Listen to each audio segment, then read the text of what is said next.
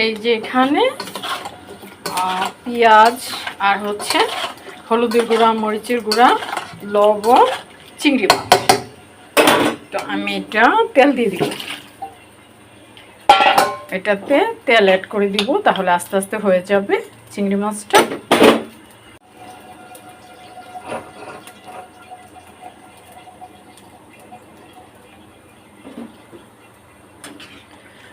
এই যে হ্যাঁ, এটা এখন হয়ে যাবে, আর কোনো কাজ নেই। কাঁচামরিচ পেলে দিয়ে দিব 2টা, তাহলেই হবে।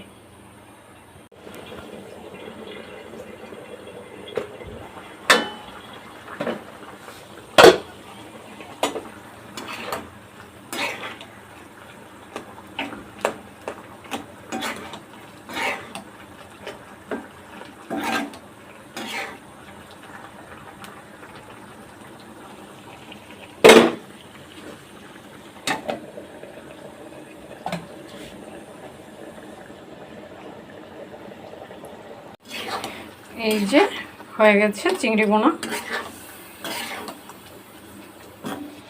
একদম কমপ্লিট। ওকে, এখন শুধু ঠান্ডা হবে। জানালা খুলে দিয়েছি, কোনো সমস্যা নেই। ওকে,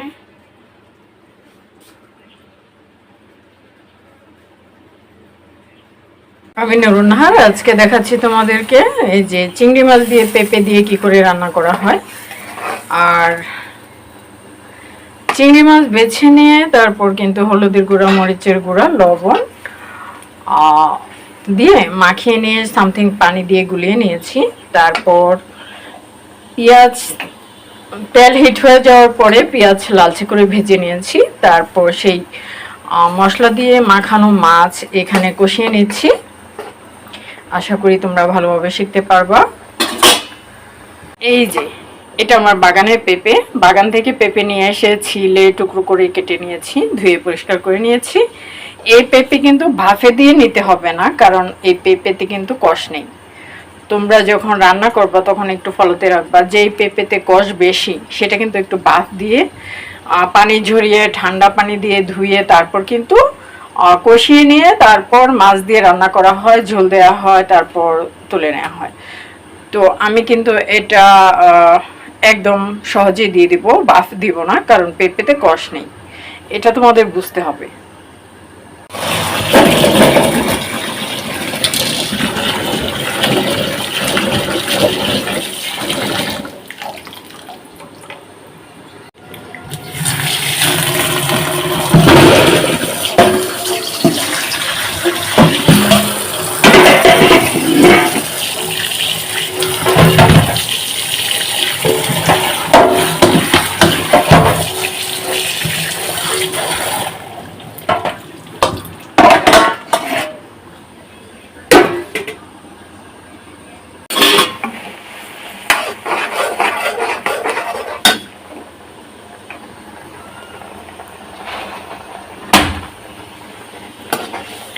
বেশি কষানোর প্রয়োজন নেই, আমি এখন পেঁপে দিয়ে দিব। বিসমিল্লাহ, পেঁপে সহ কষানো হবে।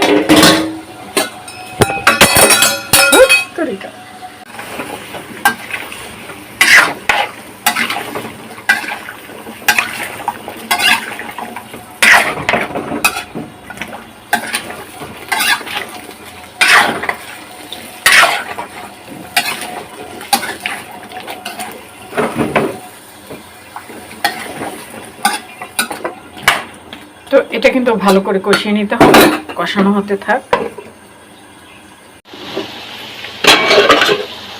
কাঁচামরিচ দিয়েছি, অলরেডি দেখেছ।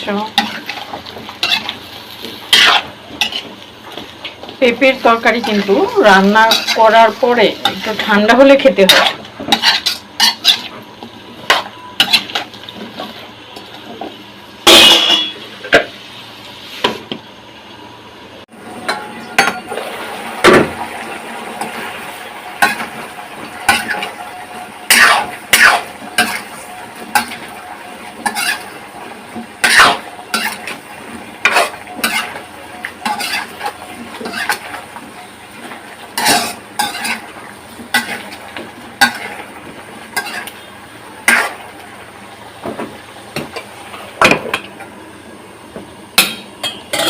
আর সিদ্ধ হবে।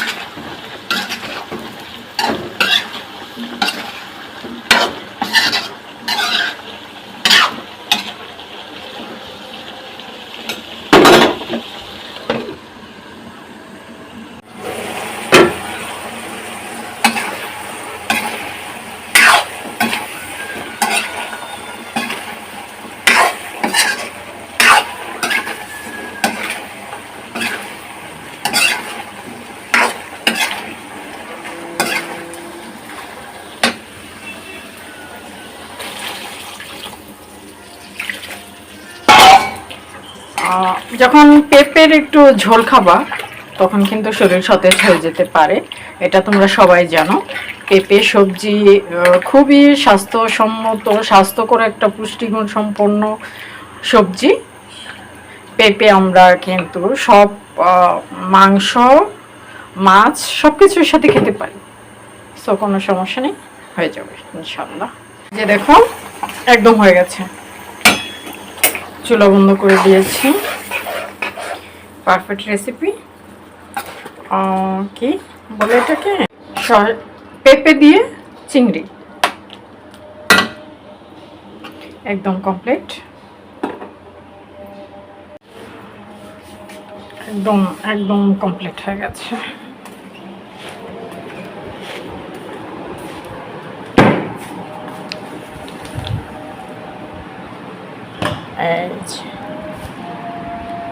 আমি নুরুন্নাহার দেখিয়েছি তোমাদের চিংড়ি দিয়ে পেঁপে মাখানো জুখানো কি করে রান্না করা হয়। এই যে এখানে পেঁয়াজ আর হচ্ছে হলুদের গুঁড়া, মরিচের গুঁড়া, লবণ, চিংড়ি মাছ। তো আমি এটা তেল দিয়ে দিব,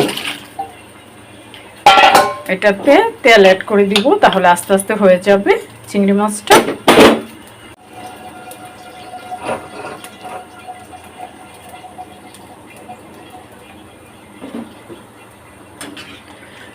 এই যে হ্যাঁ, এটা এখন হয়ে যাবে, আর কোনো কাজ নেই। কাঁচামরিচ পেলে দিয়ে দিব 2টা, তাহলেই হবে।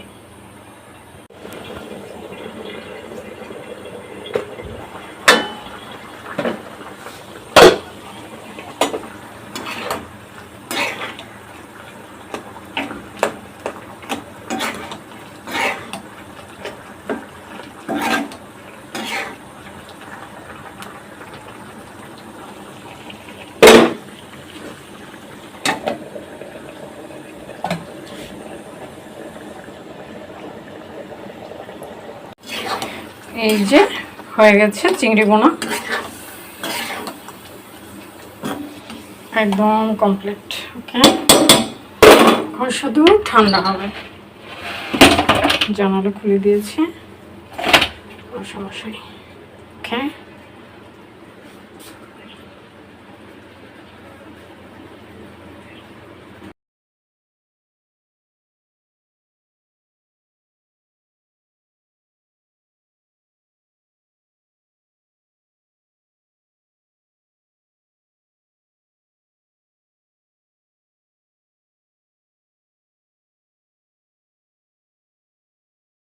আমি নুরুন্নাহার আজকে তোমাদের দেখাচ্ছি, আজকে আবারও দেখাচ্ছি এই নুডলস কিন্তু তোমাদের সামনে আমি বারবার নিয়ে আসতেছি।